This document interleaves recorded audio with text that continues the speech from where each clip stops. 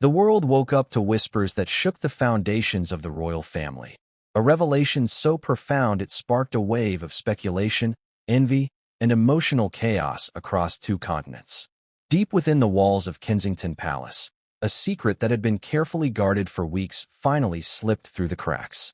Kate Middleton, the poised and elegant Princess of Wales, is reportedly expecting her fourth child. It's a moment of pure joy for the future Queen and Prince William. Yet far away in sunny California, those same whispers have stirred a storm of anger and heartbreak. Meghan Markle, once hailed as the royal family's fresh, modern face, is allegedly reeling in fury over the announcement. But why would a pregnancy, a natural, beautiful chapter of family life, trigger such a raw and bitter reaction from the Duchess of Sussex? The announcement came not with fanfare, nor with the formal royal bulletins of old, but through a carefully timed leak. A whisper in the corridors of power that quickly grew into a tidal wave of headlines. Kate expecting fourth baby, read one prominent UK tabloid, accompanied by a grainy photograph of the Princess of Wales leaving her doctor's private clinic in Chelsea, her hand instinctively resting over her abdomen. For royal watchers, it was all they needed to ignite the speculation. For royal aides, it was an unplanned breach in the tightly controlled messaging strategy. And for Meghan Markle, thousands of miles away in California, it was reportedly the spark that would light an emotional firestorm.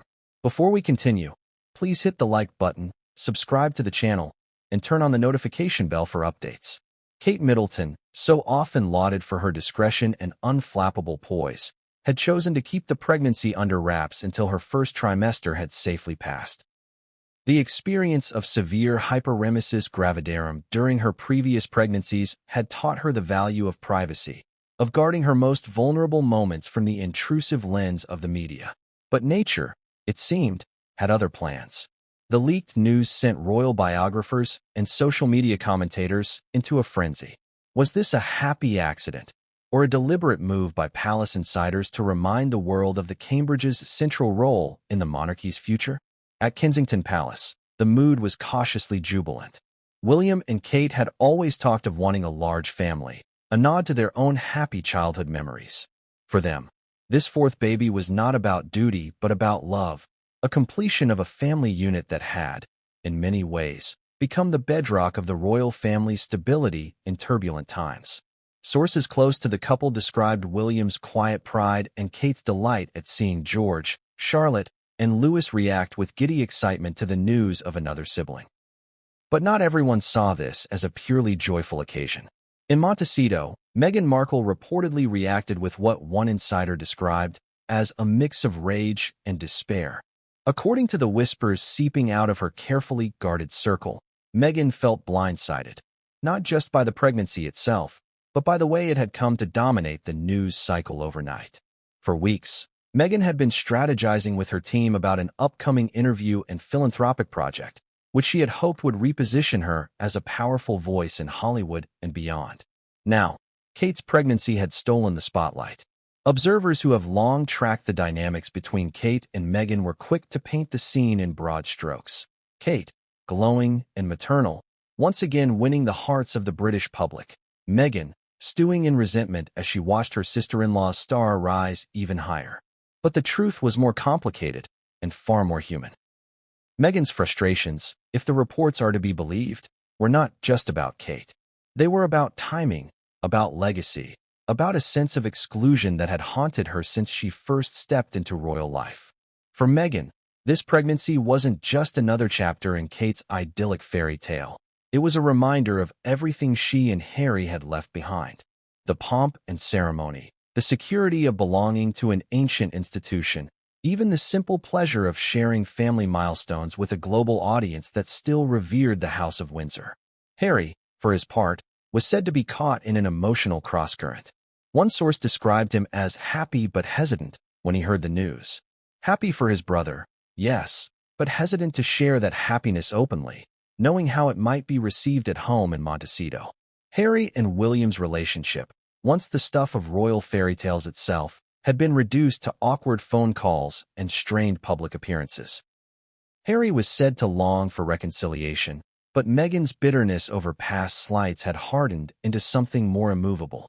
Meanwhile, the media wasted no time in fanning the flames. Headlines screamed of a royal baby boom and speculated endlessly about how Meghan might be feeling. Photos of Kate in modest, flowing dresses were contrasted cruelly with shots of Meghan in bold, Hollywood-style outfits. The unspoken narrative was clear. Kate was the embodiment of traditional, understated grace. Meghan, the brash outsider still struggling to fit in. Yet beneath the glossy magazine covers and viral tweets was a raw, painful reality. Meghan and Harry's departure from the royal family had been meant to free them from these very comparisons. They had sought peace in the sunlit hills of Santa Barbara, far from the icy stares of courtiers and the ceaseless clicking of paparazzi cameras.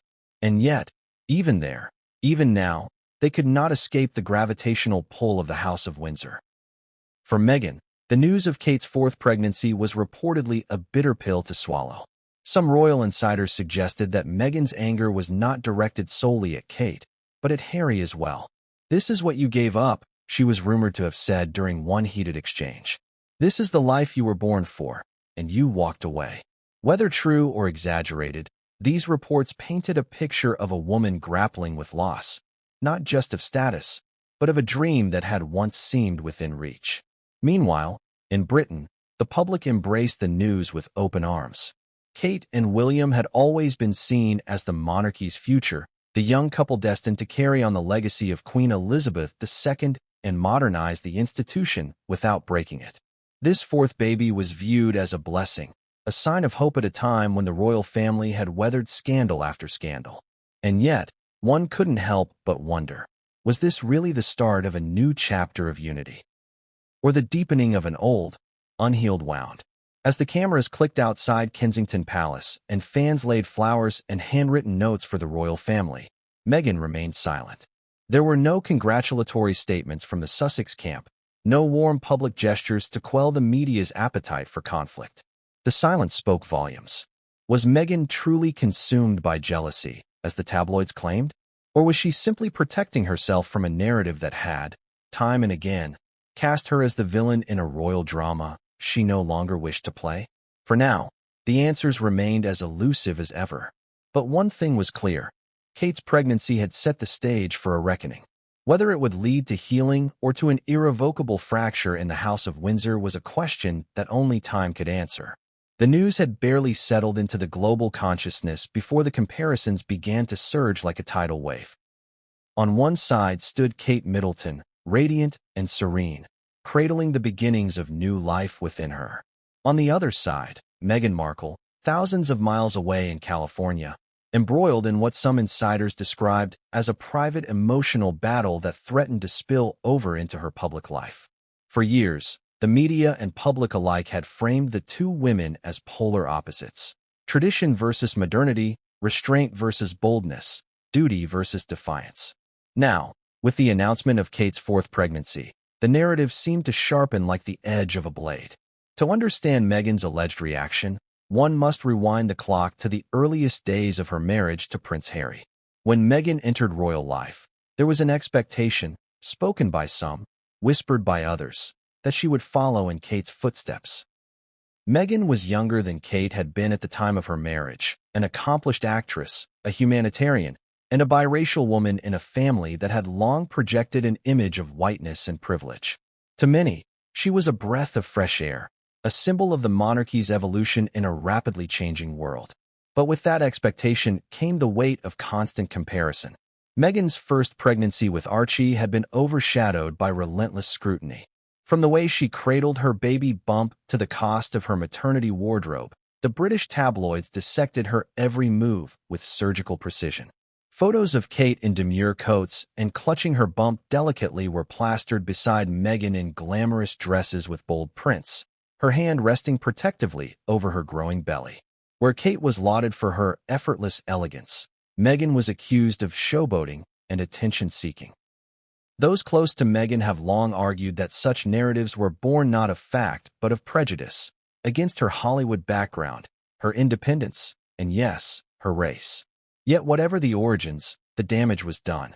Each headline, each unflattering photograph, seemed to carve a deeper wound in Meghan's psyche, reinforcing a sense of alienation from both her new family and the public she had once hoped to charm. Fast forward to the present, and Kate's pregnancy has reportedly reignited those old scars. According to an alleged insider, Meghan felt as though the world was once again rallying around Kate while vilifying her at every turn. It's like she can never win, the source claimed.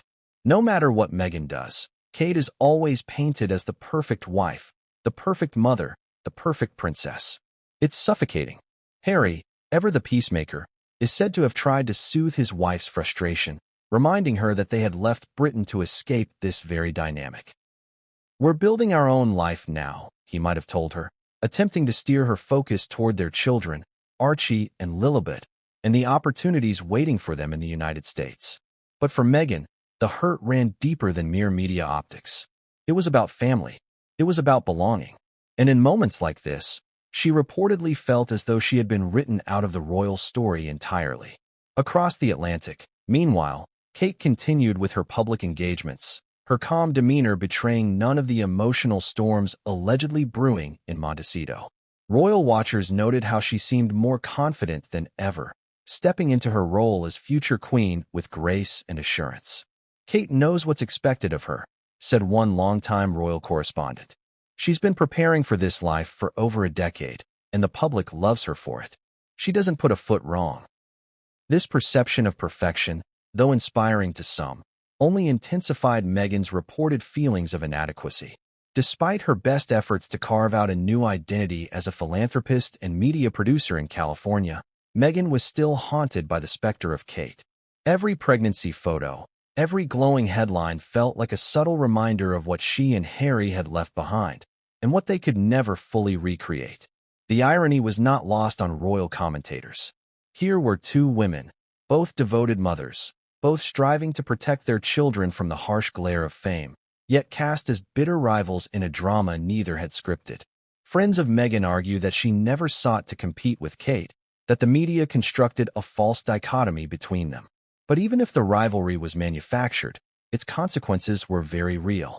For Meghan, the weight of these comparisons extended beyond her personal feelings. There were professional implications, too. In Hollywood, image is everything, and Meghan's team had been working tirelessly to rehabilitate her brand after a rocky few years. Kate's pregnancy announcement threatened to derail those efforts, dominating headlines at a time when Meghan had been preparing to launch several high-profile initiatives. "She feels like she's been upstaged yet again," said one entertainment insider. "Every time Meghan tries to step out of Kate's shadow, something happens to pull her back in." Yet others argue that Meghan's focus should be on her own growing family and the life she and Harry have built away from the constraints of Buckingham Palace. After all, wasn't that the point of Megxit, to escape the relentless pressure of royal life and to create a space where they could thrive as individuals and as a family? But human emotions are rarely so simple. For all her independence and resolve, Meghan is reportedly still grappling with a sense of loss. Loss of status, loss of identity, and perhaps most painfully, loss of connection to the royal family Harry was born into. As the media frenzy grows, one can't help but wonder, is Meghan truly envious of Kate, or is she mourning the vision of herself she once had as a senior royal, a vision that now seems impossibly out of reach? And what of Kate? How does she feel about being at the center of yet another round of public comparisons? Those close to her say she wishes no ill toward Meghan, that she is focused solely on her children and her role as future queen. Yet the silence between the two women speaks volumes. There have been no phone calls, no emails, no gestures of reconciliation. The chasm between them has widened into a canyon. In the midst of all this, Harry is reportedly torn. On one hand, he supports Meghan's right to feel hurt. On the other, he yearns for the family unity he once knew. It's a delicate balancing act, one that becomes harder with each passing day. As the world watches and speculates, one question hangs heavy in the air. Can two women, bound by marriage into the same historic family, ever escape the narratives that pit them against each other? Or are they doomed to be cast forever as the saint and the sinner in a story neither of them asked to star in? The sun was setting over Montecito, casting a warm golden glow across the sprawling Sussex estate.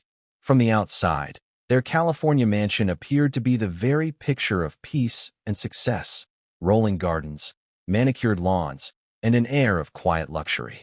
But inside those pristine walls, the atmosphere was anything but calm. For days now, a storm had been brewing, and it was about to break in full force. Meghan Markle was pacing back and forth in the living room, her phone clutched tightly in her hand, knuckles white with tension.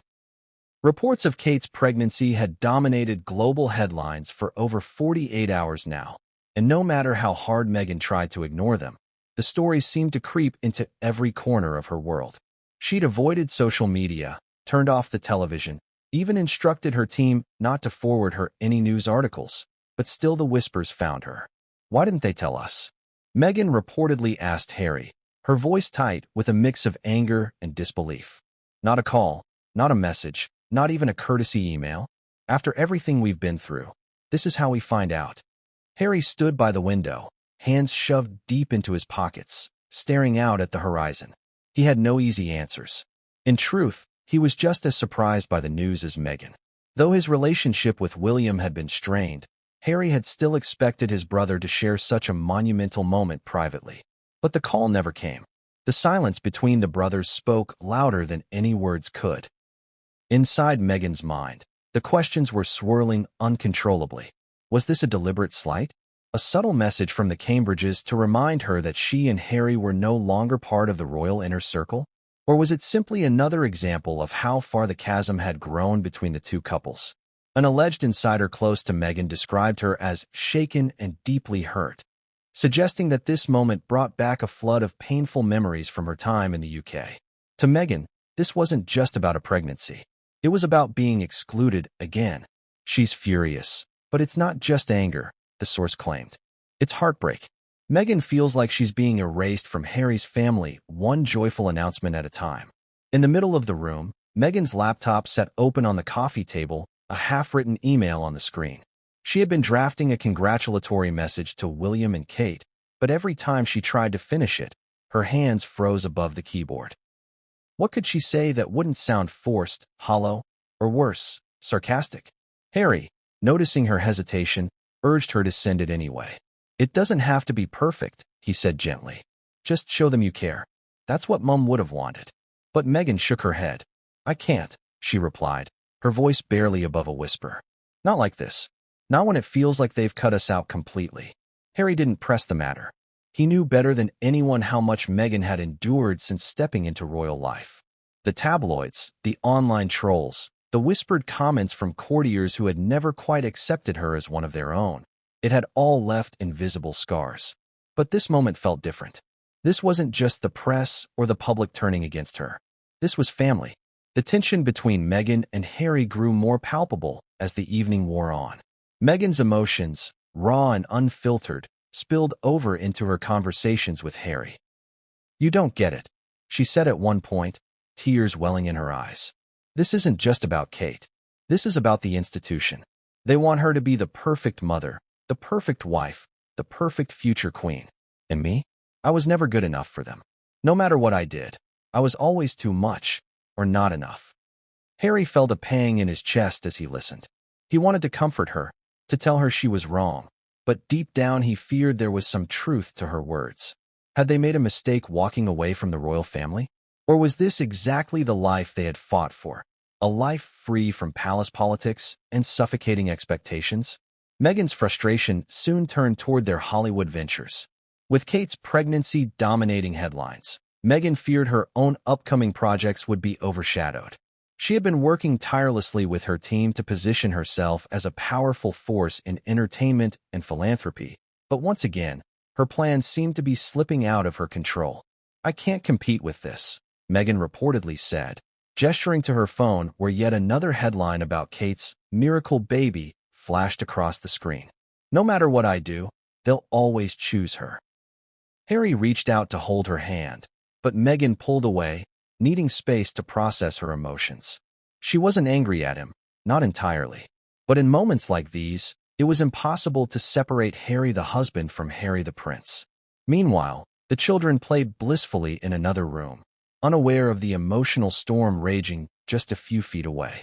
Archie's laughter echoed down the hallway, a sweet reminder of the life Meghan and Harry had chosen to build far from the rigidity of Buckingham Palace. But even that thought brought Meghan little comfort.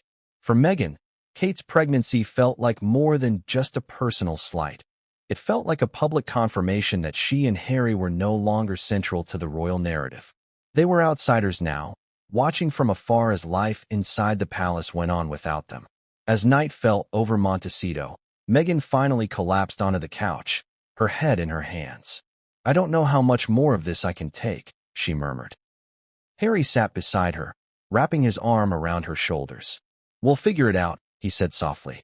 But even as he spoke, a flicker of doubt crossed his mind. Could they ever truly escape the gravitational pull of the royal family? Or were they destined to live in its shadow forever? The whispers had been growing for weeks, soft at first, like the distant murmur of waves on a quiet beach. But as the days passed, those whispers gathered strength, swelling into a storm of speculation that no amount of palace discretion could hold back. And then, in a moment that seemed almost orchestrated by fate, the truth slipped out, not from a carefully drafted royal statement, but from the lips of someone entrusted with the most private of duties. It began with a single appointment. Kate Middleton, dressed in an understated coat dress and her signature low-heeled pumps, had been seen entering the private clinic of her longtime physician, Dr. Marcus Whitby. The paparazzi photos, grainy and taken from a distance, were harmless enough, at first glance, just another routine checkup for the Princess of Wales. But for those who had followed the royal family closely, there were subtle clues. The protective way she held her clutch in front of her stomach, the slightly slower pace of her walk, and the presence of additional security detail usually reserved for moments of heightened importance. Within hours, rumors began to swirl like autumn leaves caught in a gust of wind. Was Kate expecting again? Could the future queen truly be preparing to welcome a fourth child into the royal household? The palace remained silent, as it so often did in the face of public speculation.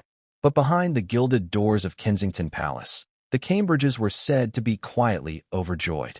For William and Kate, this pregnancy was deeply personal, a cherished secret they had hoped to protect until the time felt right to share it with the world.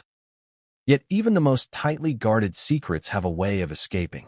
According to sources close to the matter, the leak came not from a disgruntled staffer or an overzealous tabloid journalist, but from within the medical community itself. An alleged conversation between Dr. Whitby and a trusted colleague was overheard in a private members' club in London. The details were scant, but the message was unmistakable. Kate was indeed expecting her fourth child. It didn't take long for this revelation to make its way into the hands of the press. Within 24 hours, headlines blazed across the internet. Royal baby number 4. Palace silent amid reports of Kate's pregnancy. The public reaction was electric. Royal supporters flooded social media with congratulatory messages, their excitement palpable. For them, Kate represented stability and continuity in a monarchy that had faced more than its share of scandals in recent years. Her growing family was seen as a symbol of hope, a reassuring reminder that the future of the crown was secure. But as Britain celebrated, thousands of miles away in California, Meghan Markle was said to be reeling. To Meghan, the manner in which the news broke was yet another reminder of her alienation from the royal family. According to one Montecito insider, Meghan learned of Kate's pregnancy not through a private phone call or an email from the palace, but from the very tabloids she despised. She felt blindsided, the source explained. After everything that's happened, Meghan believed there might still be a chance for some semblance of civility. A quiet heads-up would have cost them nothing. But instead, she and Harry found out the same way the rest of the world did.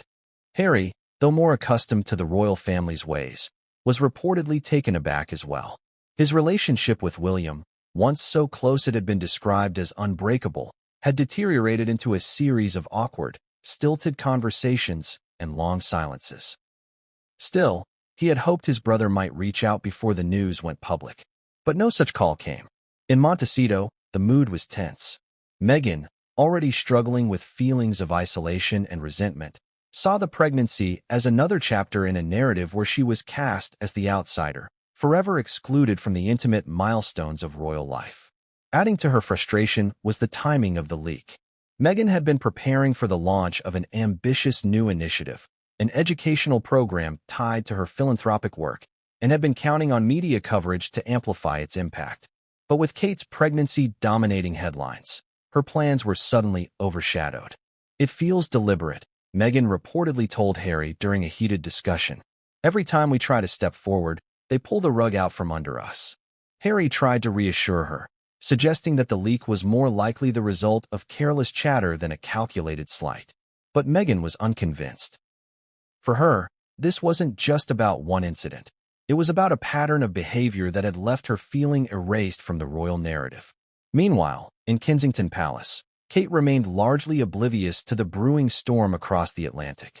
Focused on her growing family and her royal duties, she had entrusted the management of the pregnancy news to William and the palace's communications team. According to aides, Kate had been reluctant to announce the pregnancy too soon, mindful of her previous battles with hyperemesis gravidarum.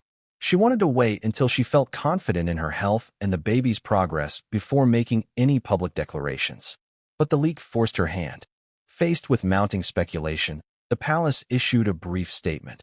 "The Prince and Princess of Wales are delighted to confirm that they are expecting their fourth child. The princess is in good health and appreciates the warm wishes from well-wishers around the world." It was classic royal understatement, carefully worded, devoid of emotion, and designed to quell the frenzy rather than feed it. Yet even this measured announcement did little to calm the waters in Montecito. Meghan reportedly interpreted the statement as a subtle assertion of the Cambridges' place at the center of the royal universe. "They're making it clear who the public should care about," she allegedly told a friend. Back in London, Dr. Whitby faced scrutiny for his role in the leak. Though the palace made no public comment on the matter, insiders suggested that William was deeply disappointed that the news had been revealed before the couple was ready. For Kate, the emotional stakes were high. This pregnancy, though joyful, came with its own challenges. At 42, she was aware of the heightened risks associated with carrying a child later in life. Yet those who knew her best said she approached the journey with her characteristic calm and optimism. "She's over the moon," said one friend. "Kate loves being a mother, and this baby feels like a blessing." As the world digested the news, two very different narratives emerged. In Britain, Kate was celebrated as the embodiment of maternal grace and royal duty. In the United States, Meghan's allies took to social media to defend her against the inevitable comparisons. But one question lingered. Could this pregnancy, intended as a private joy, become the catalyst for a public reckoning between two women whose lives had become inextricably linked in the global imagination? For now, the answer remained unclear. But one thing was certain. With every new headline, the divide between Montecito and Kensington Palace grew wider. And as Kate's doctor confirmed the rumors, the stage was set for a confrontation that might shape the future of two families, and perhaps the monarchy itself. The polished streets of Montecito seemed a world away from the cobblestones of Kensington Palace, yet the tremors of Kate's pregnancy announcement had reached Meghan Markle's carefully curated California sanctuary like an earthquake. To the public, Meghan's life in America appeared idyllic, an enviable existence of luxury, philanthropy, and freedom from the rigid constraints of royal duty. But within her inner circle, concern was growing. For Meghan, the timing of Kate's pregnancy wasn't just personally upsetting. It was a direct threat to the image she and Harry had worked tirelessly to build since their dramatic departure from royal life. Hollywood, after all, thrives on perception, and Meghan's brand depended on her ability to remain relevant, aspirational, and relatable. In the glitzy world of entertainment and influence, relevance was currency, and the British monarchy, despite its flaws, had always been a competitor in that space. Since stepping back from royal duties, Meghan had reinvented herself as a media mogul in the making. Through multi-million-dollar deals with Netflix, Spotify, and Penguin Random House, she sought to tell stories of hope, resilience, and empowerment. Yet every project was scrutinized against the backdrop of her royal exit. In Hollywood, where attention spans are short and competition is fierce, even a minor misstep can damage a public figure's credibility. Now, with Kate's pregnancy dominating global headlines, Meghan feared her carefully crafted narrative might unravel. "She's very aware of optics," said a Hollywood insider who had worked with Meghan on one of her recent ventures. She's worked hard to position herself as a leader in philanthropy and media, but she knows people still see her through a royal lens. When Kate's in the headlines, it pulls focus back to the palace, and Meghan doesn't want to be painted as an afterthought. This wasn't paranoia, it was reality. Even in California, Meghan found herself in the shadow of Kate's public persona. The tabloids painted Kate as the embodiment of grace and duty, the picture-perfect future queen, while Meghan was too often portrayed as the outsider, ambitious and divisive. And with Kate's fourth pregnancy, the contrast felt sharper than ever. She hates the narrative that pits her against Kate, said a source close to Meghan. But it feels like every time Kate smiles for the camera, Meghan gets dragged all over again for choosing a different path. The frustration wasn't confined to private conversations. Meghan's professional team had reportedly expressed concerns about the impact of the royal news cycle on her upcoming initiatives. A documentary she had been developing about female entrepreneurs in developing countries was nearing release, and her team feared it would be drowned out in the noise of Kate's pregnancy. The problem is that Meghan's still linked to the royal family, whether she likes it or not, explained a public relations strategist familiar with high-profile branding. When something big happens with them, it automatically overshadows whatever Meghan's doing. That's just how the media ecosystem works. This realization, according to insiders, left Meghan feeling trapped. She had walked away from the palace to escape its drama, yet even in Hollywood, she couldn't seem to escape the gravitational pull of the monarchy. Every choice, every project, every public appearance was still filtered through the prism of her royal past. For Meghan, this wasn't just about her reputation, it was about her legacy.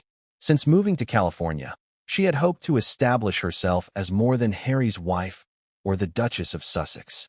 She wanted to be a thought leader, a philanthropist, a voice for those who felt voiceless. But every time Kate made headlines, Meghan felt the spotlight slipping further away. She's terrified of being seen as irrelevant, said another alleged insider. In Hollywood, once people decide you're not worth paying attention to, it's almost impossible to claw your way back. Harry, meanwhile, watched his wife's growing anxiety with concern. He had never cared much for the politics of image, but he understood how much it mattered in Meghan's world. He encouraged her to stay focused on her projects, reminding her that their work was bigger than any one news cycle. But Meghan couldn't shake the feeling of being caught in an impossible situation. If she spoke out publicly, congratulating Kate on her pregnancy, she risked being accused of hypocrisy or insincerity. If she stayed silent, the tabloids would twist her silence into a story of bitterness and jealousy. She feels like she's being set up to fail no matter what she does, the source continued. Adding to Meghan's frustration was the knowledge that her Hollywood peers were watching. Unlike in the UK, where royalty commands unquestioned fascination, the entertainment industry is notoriously fickle. Here, you're only as valuable as your last project, and Meghan's last project, her Spotify podcast, had been met with mixed reviews and an abrupt cancellation. She knows she has to prove herself, said the PR strategist. She can't just rely on royal drama to keep people interested. She needs a big win. For Meghan, that big win had seemed within reach. Her upcoming children's book, her humanitarian initiatives, and a rumored new docuseries were all part of a larger strategy to pivot away from palace gossip. But now, with Kate's pregnancy capturing the world's attention, Meghan feared her efforts might be in vain. In the quiet moments, away from her advisors and strategists, Meghan reportedly confided her fears to Harry. "Do you think they'll ever stop comparing us?" she asked him one evening, her voice barely audible. Harry didn't know how to answer. He wanted to tell her yes, that one day the world would see her for who she really was and not just as the foil to his brother's wife. But deep down, he feared the comparisons might never end. In Britain, Kate continued her royal duties with the effortless composure that had become her hallmark. Photos of her visiting a children's hospital, her hand resting gently on her still flat stomach, were splashed across every major newspaper. Headlines praised her maternal glow and queenly elegance. For Meghan, it was déjà vu, a reminder of the countless times she had been criticized for behaviors that Kate had been praised for. Where Meghan's cradling of her baby bump had been mocked as narcissistic, Kate's identical gesture was now hailed as tender and natural. This double standard, real or perceived, was like salt in an old wound. Back in Montecito, Meghan's team huddled for late-night strategy sessions, debating how to navigate the narrative storm. Should she lean into her role as an activist and philanthropist, doubling down on her independence from the monarchy? Or should she embrace the connection, using the renewed attention as a springboard for her projects? For now, there were no easy answers, only a gnawing sense that her every move was being watched, judged, and dissected. And so, as Kate's pregnancy continued to dominate headlines, Meghan was left with a sobering question. Would she ever truly be free from the shadow of the royal family? Or was she destined to spend her life fighting for a spotlight she could never fully reclaim? The mood in Kensington Palace was markedly different from the swirling storm of emotion in Montecito, where Meghan and Harry wrestled with frustration and doubt. William and Kate found themselves enveloped in an atmosphere of quiet triumph and hope. This was not the triumph of conquest or rivalry. It was the triumph of family, of duty fulfilled, and of a vision for the monarchy that seemed, at last, to be taking shape in the way they had always imagined. For William, Kate's fourth pregnancy represented far more than a private joy. It was a reaffirmation of everything he and his wife had worked for since their marriage in 2011. Together, they had weathered scandals, navigated public criticism, and carefully built an image of stability and modernity that resonated deeply with a country often weary of its royal soap operas. Their growing family had become a living symbol of continuity, reassuring Britons that the monarchy's future was secure in capable, compassionate hands. For many, William and Kate embodied the best of both worlds. The traditions of centuries past tempered with a relatable, human touch that felt in step with the modern age. When news of Kate's pregnancy leaked and then was confirmed by the palace, public reaction in Britain was electric. Crowds gathered outside Buckingham Palace, laying flowers and cards as if the child had already been born. Headlines celebrated Kate as the People's Princess 2.0, drawing parallels to Diana not for her rebellious streak, as Meghan often had been, but for her devotion to family and country. "She's the perfect future queen," declared one prominent royal commentator on a morning talk show. This fourth child isn't just another heir. It's a testament to her deep commitment to the institution. For William, the joy was deeply personal. After the loss of his mother at such a young age, he had longed for the sense of family wholeness that had been denied to him and Harry. Now, as he watched George, Charlotte, and Louis react with glee to the news of a new sibling, he felt a sense of healing that words could scarcely capture. "This is what Diana would have wanted," he reportedly confided to a close friend. "A strong family. A happy family. That's what we're trying to build." In the royal family's inner circles, the pregnancy was seen as fortuitous timing. Charles, now king, had been under pressure to steady the monarchy after years of turbulence brought on by the Sussexes' departure, Prince Andrew's scandals, and public skepticism about the crown's relevance in the 21st century. Kate's pregnancy was an unanticipated boon, offering the monarchy a rare moment of unifying joy. Behind the scenes, aides were already strategizing how to leverage this moment. Plans were made for Kate to make carefully choreographed public appearances that highlighted her maternal glow without seeming ostentatious. William, ever protective of his wife's well-being, insisted on a delicate balance between public engagement and private rest. But while the Cambridges basked in goodwill, a very different narrative was unfolding across the Atlantic. In Montecito, Meghan reportedly viewed this moment of public adoration as yet another chapter in a saga where she and Harry were cast as villains in contrast to the Cambridges' saintly image. According to sources close to the Sussexes, Meghan was deeply pained by what she perceived as double standards in the press. "Everything Kate does is celebrated," Meghan allegedly told a friend. "When I was pregnant, they mocked me for holding my bump. Now Kate does it, and she's the perfect mother. It's exhausting." For royal watchers, the contrast between the two women had become a familiar trope, almost a cultural shorthand for the monarchy's competing visions.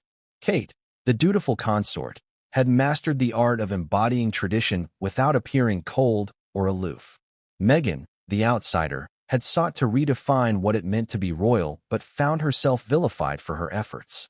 Yet for all the noise about rivalry, Kate remained focused on her own family. Insiders described her as calm and glowing, determined to maintain her health and well-being throughout the pregnancy. This was particularly important given her history of hyperemesis gravidarum, a severe form of morning sickness that had plagued her earlier pregnancies. "She's being very cautious," said one palace insider. "She's excited, of course, but she's taking it one day at a time. Her priority is her family, not the headlines." William, too, approached the news with measured joy. Though thrilled, he was acutely aware of the scrutiny that came with being second in line to the throne. Every word, every gesture, every photograph would be analyzed for hidden meaning.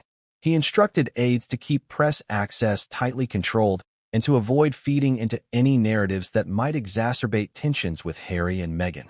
"We don't want this to be about them," William reportedly said during a private meeting. "This is about our family, about our children. That's where our focus needs to stay." But no matter how hard William and Kate tried to keep the moment pure, the comparisons were inevitable. Social media exploded with memes and debates, royal fans squaring off in digital skirmishes over which couple deserved public sympathy. "It's amazing how Kate keeps smiling no matter what," one user tweeted. "She doesn't have to deal with half of what Meghan went through," another shot back. Amid the noise, the Cambridges remained silent. For them, the pregnancy was not a PR stunt or a weapon in a transatlantic feud. It was a private blessing they were reluctantly sharing with the world. But in the glittering world of Hollywood, Meghan's team was reportedly scrambling. Kate's triumph, though unintended, threatened to eclipse Meghan's own plans for a media resurgence. And as the Duchess of Sussex watched her sister-in-law's serene face dominate global headlines, she couldn't help but feel the sting of old wounds reopening. In Britain, meanwhile, Kate's star had never shone brighter. Her pregnancy had cemented her image as the ultimate royal consort, the woman destined to stand beside William as he one day ascended the throne. For William and Kate, this was not about rivalry. It was about family, about legacy, about fulfilling the promise of a monarchy that had endured for over 1,000 years. But for Meghan, watching from afar, it felt like another door closing. Another reminder that no matter how far she and Harry had traveled, they were still caught in the gravitational pull of the House of Windsor. And so, as Kate quietly embraced her triumph, Meghan was left to wonder, could she ever build a legacy as untouchable as the one her sister-in-law seemed to embody so effortlessly? For Prince Harry, the world seemed to have split in two, and he was standing on a fragile bridge suspended between them. On one side was his past, the grandeur and ritual of royal life, with its traditions stretching back centuries and its unspoken expectations pressing down like a weight on his shoulders. On the other side was his present, the sunlit calm of Montecito, his young family, and the promise of freedom that had lured him across the Atlantic. But as Kate Middleton's pregnancy news echoed across continents, the fragile balance Harry had worked so hard to maintain began to crack. The call from William never came. Harry had half expected it, though he would never admit it aloud, not even to Meghan. A small part of him still hoped for reconciliation, for a return to the easy laughter and camaraderie he and William once shared. As children, they had been inseparable, bound not just by blood but by the unique bond of having survived their parents' bitter divorce and their mother's tragic death. They had vowed to always have each other's backs. But in recent years, that vow had frayed, thread by thread, until all that remained was an uncomfortable silence punctuated by brief, strained conversations. When Harry learned of Kate's pregnancy through the media, his heart sank, not because he wasn't happy for his brother, but because the distance between them felt more insurmountable than ever. He wanted to pick up the phone, to hear William's voice and offer heartfelt congratulations, but he hesitated. Would his call even be welcome? Or would it be seen as an intrusion? Meghan, sensing his turmoil, urged him to let it go. "They've made it clear where we stand," she reportedly told him one evening as they sat in their Montecito kitchen, Archie's laughter drifting in from the playroom. "You don't owe them anything, Harry. Not anymore." But Harry wasn't so sure. For all his anger at the institution and the way Meghan had been treated, he couldn't turn off the part of himself that longed for connection with his brother. He missed the days when they were simply William and Harry, not the Prince of Wales and the Duke of Sussex. "Maybe it's not about owing anyone," Harry replied softly. "Maybe it's about doing what's right." Yet even as the words left his lips, he felt the tension rising between them. For Meghan, the situation was clear-cut. They had left the royal family for a reason. The endless comparisons, the rigid hierarchy, the emotional toll, it had all nearly broken her. She had no desire to reopen old wounds. But for Harry, the lines were blurrier.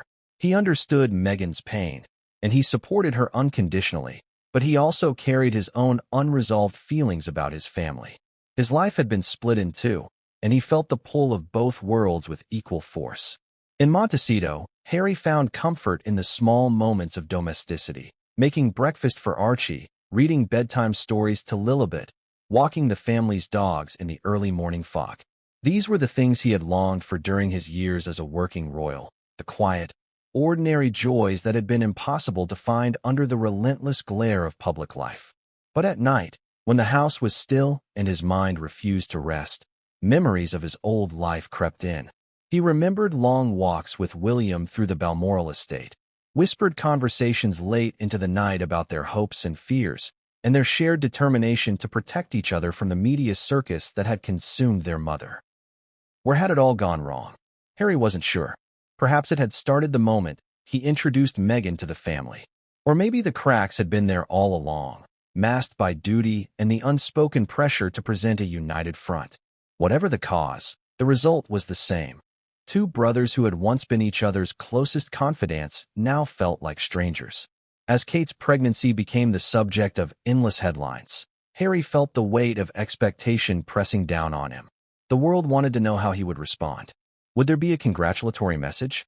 A public statement? A carefully staged phone call to show that the brothers were still on speaking terms? Harry hated the performative aspect of royal life, the idea that every interaction had to be curated for public consumption. But he also knew that silence would be interpreted as coldness, or worse, jealousy. Meghan sensed his inner conflict and tried to reassure him.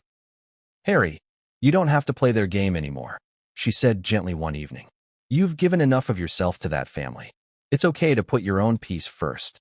But Harry struggled to find peace.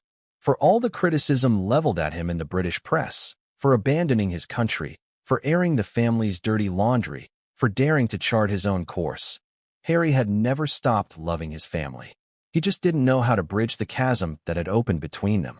Even his relationship with his father, King Charles, was strained. Though there had been tentative steps toward reconciliation in the months following Queen Elizabeth's death, the bond remained fragile. And Harry worried that if he didn't act soon, the same would happen with William. But every time he considered reaching out, he hesitated. What if William didn't answer? What if Kate's pregnancy had only solidified the Cambridge's circle, leaving no room for outsiders, even a brother? The thought haunted him. In Montecito, Harry found himself distracted during meetings with his and Meghan's team. They were planning a slate of projects for the coming year, a new documentary series, charity partnerships, and even a potential memoir follow-up, but Harry's focus drifted.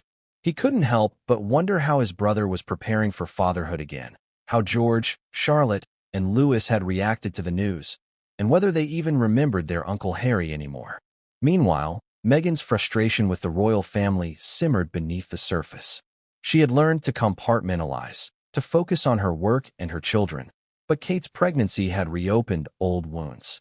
She resented the way the media framed Kate's growing family as a fairy tale while portraying her and Harry as cautionary figures. And yet, Meghan also feared that Harry's longing for connection with William could jeopardize their hard-won peace in California. "She's scared he'll get pulled back in," said one alleged insider. "She worries that if Harry tries to reconcile, he'll end up hurt again, and this time, it could break him." Harry was aware of Meghan's fears, and he didn't dismiss them. But he also knew he couldn't ignore his own heart. As the days passed and Kate's pregnancy continued to dominate global headlines, Harry remained caught between two worlds. He longed to move forward, to build a future for his own family, but he couldn't help glancing backward at the family he'd left behind. One evening, after tucking Archie into bed, Harry stood alone in the garden, staring up at the California stars. The night was still and quiet, yet his mind was anything but. Could he ever mend the bond with his brother? Or was the divide too deep, the wounds too raw? For Harry, the question lingered like a ghost, unanswered and unanswerable. The morning after the palace confirmed Kate Middleton's pregnancy, the media machine roared to life like a lion unleashed. Across the world, news outlets scrambled to update their front pages and social media feeds, eager to capture the surge of public interest. To some, it felt like a wave of collective joy, an outpouring of affection for the woman who had quietly become the heart of the monarchy. To others, it was a reminder of the bitter divisions that still simmered beneath the surface of the royal family.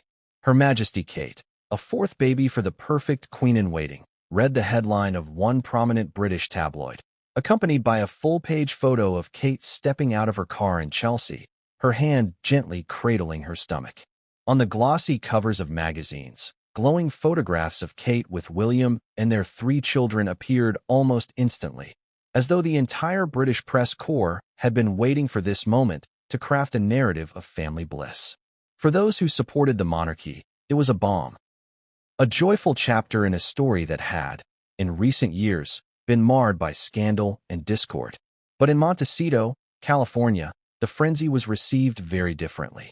Meghan Markle, already reeling from feelings of exclusion and frustration, now found herself and Harry thrust once again into an unwelcome spotlight. The comparisons, subtle and overt, spread like wildfire. Kate, the queen consort Britain deserves. Meghan, the duchess who walked away. These weren't just headlines. They were daggers, slicing through the delicate peace Meghan had worked so hard to cultivate since leaving royal life. On Twitter, users picked sides with ferocity. Hashtags like hashtag Queen Kate, hashtag Royal Baby Joy, and hashtag Duchess Drama trended simultaneously, creating a digital battleground where royalists and Sussex supporters clashed in 280-character salvos. "She's everything Meghan could never be," tweeted one royal commentator, his post racking up thousands of likes within minutes. Funny how Meghan was crucified for holding her bump, but Kate gets praised for it. A Sussex supporter fired back, triggering an avalanche of retweets. The media narrative wasn't limited to social platforms. Morning television shows in the UK replayed clips of Kate's previous pregnancies, marveling at her composure under pressure and her ability to juggle royal duties with motherhood. "She embodies grace," gushed one presenter. "She's the monarchy's secret weapon." Across the Atlantic, American outlets took a slightly different tone. While Kate was celebrated, there was more nuance in how Meghan's position was discussed. Some anchors empathized with the Duchess of Sussex, framing her as a woman caught in an inescapable web of comparisons. "She left for a reason," one talk show host said. Maybe this is exactly the kind of storm she was trying to avoid. But even in America, where Meghan had hoped to redefine herself as a philanthropist and media mogul, the headlines rarely failed to link her back to her royal past. "It's like she can't escape them," said an entertainment journalist during a podcast. No matter what Meghan does, she's still part of the Windsor story, whether she wants to be or not. For Harry, the media storm was equally difficult to navigate. Friends of the prince said he felt torn between joy for his brother and protectiveness for his wife. "Harry knows what this feels like," said one source. "He's lived through it his whole life. The scrutiny, the gossip, the impossible expectations. And he hates that Meghan's being dragged into it again." Yet, despite his empathy for Meghan, Harry also felt an undeniable pang of longing as he watched news coverage of his brother's growing family. Clips of William walking hand-in-hand with George and Charlotte reminded Harry of the bond they once shared, of holidays spent together at Balmoral, of laughter echoing through the halls of Kensington Palace. In London, the palace's communications team worked overtime to control the narrative. Official statements were brief and deliberately neutral, but the imagery told a more powerful story. Photos of Kate smiling serenely during public engagements were released to the press, reinforcing her image as the monarchy's anchor in uncertain times. "She's unflappable," one royal correspondent remarked during a radio interview. "That's why the public loves her. No drama, no scandals, just quiet dignity." Back in Montecito, Meghan's team was scrambling. The Duchess of Sussex had been preparing to unveil a major project, a children's literacy campaign tied to her foundation, but now, her advisors worried that the timing was impossible. "Anything we announce right now will get buried," one PR consultant warned during a late-night Zoom call. The The entire media ecosystem is fixated on Kate's pregnancy. Meghan listened quietly, her face betraying no emotion. But inside, she was furious. Not at Kate, not even at William, but at the unrelenting machinery of public perception that seemed determined to cast her as the villain in every royal narrative. She's damned if she does, damned if she doesn't, the consultant continued. If Meghan congratulates Kate, it'll be called fake. If she stays silent, she'll be accused of being jealous. For Meghan, the choice felt like a trap. She doesn't want to play into the media's hands, said one alleged insider. But she also doesn't want Harry to feel like he's caught in the middle again. Meanwhile, public opinion in Britain was hardening. For many, Meghan's absence from the royal fold was proof that she had never been cut out for the role.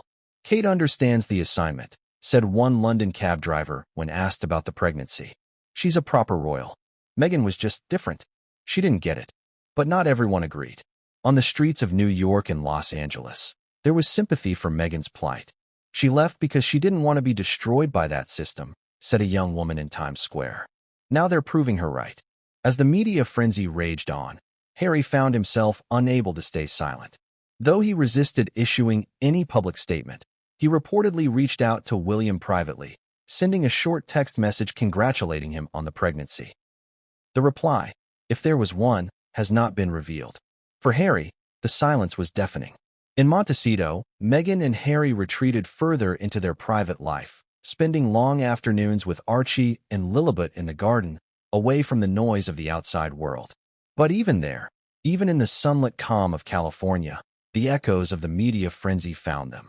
The world was watching, as it always had been. And for Meghan and Harry, the question lingered like an unspoken challenge. Could they ever escape the shadows of the monarchy, or would they be forever defined by it? As the days passed and Kate's pregnancy continued to dominate headlines, Meghan Markle found herself staring at a delicate chessboard, her mind racing with possibilities and countermoves. From Montecito's sunlit mansion, she watched the world shower Kate with praise while every breath she took seemed to draw scrutiny. It was a dynamic Meghan had grown painfully familiar with, and it triggered in her a deep sense of unease. The palace's quiet confirmation of the pregnancy had been a masterstroke of subtlety, controlled, dignified, and designed to ensure the Cambridges remained at the heart of the royal narrative. But for Meghan, the announcement was more than a family milestone. It felt like a public reminder that she and Harry were outsiders, no longer players in the monarchy's inner circle, but mere spectators watching from across an ocean.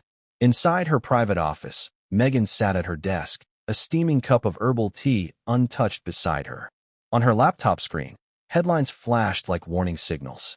Kate's glow lights up the monarchy. Future queen blossoms with baby number 4. Meghan and Harry, silence speaks volumes. Meghan clenched her jaw as she scrolled.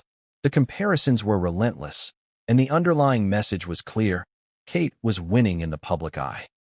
Her team, too, was worried. Meghan had been working for months on a slate of projects designed to pivot her public image away from the toxic royal feud narrative. There was a children's book she hoped would inspire young readers, a documentary series aimed at amplifying women's voices, and a major partnership with a global humanitarian organization. But with Kate's pregnancy dominating every media cycle, all of it now hung in the balance. In an emergency strategy session, Meghan's closest advisors debated their next move. Timing is everything, said one PR consultant, his voice calm but firm. If we release anything now, it'll be buried under baby news. But if we wait too long, Meghan risks being out of sight and out of mind. Meghan listened quietly, her fingers drumming against the table. For all her outward composure, those closest to her could sense her growing frustration. I'm tired of playing defense, she finally said, her voice steady but edged with steel. Every time we try to step forward, they pull the rug out from under us. Maybe it's time we stop waiting for the perfect moment. Maybe it's time we create it. The room fell silent. Her words hung heavy in the air, not as a question, but as a declaration. One advisor hesitated before speaking. If we're going on the offensive, we need leverage. Something that reminds the world who Meghan Markle is, not as a royal, but as a force in her own right. The suggestion was met with cautious nods. Meghan had spent the better part of 2 years attempting to craft a new identity beyond her ties to the House of Windsor. But even she knew the public's fascination with her was still tethered to the crown she had left behind. So what was her next move? Rumors soon began to swirl in Hollywood. Anonymous sources hinted that Meghan was considering a high-profile interview, a chance to set the record straight about her departure from royal life, her struggles as a mother, and her vision for the future. The prospect of Meghan speaking candidly again sent tremors through the entertainment world and, reportedly, through the palace itself. "She knows the power of her own voice," said one entertainment insider. "When Meghan speaks, people listen. And if she decides to talk now, with Kate's pregnancy still fresh in everyone's minds, the world will be watching." But Harry was reportedly cautious. Though supportive of Meghan's efforts to reclaim her narrative, he worried about the potential fallout. "We don't need another war," he reportedly told her during one quiet evening in their Montecito garden. "We need peace, for us, for the kids." Meghan nodded, but inside she wrestled with conflicting emotions. She wanted peace, yes, but not at the expense of her identity. "This isn't about revenge," she told Harry. "It's about reminding people I'm more than the story they keep writing about me."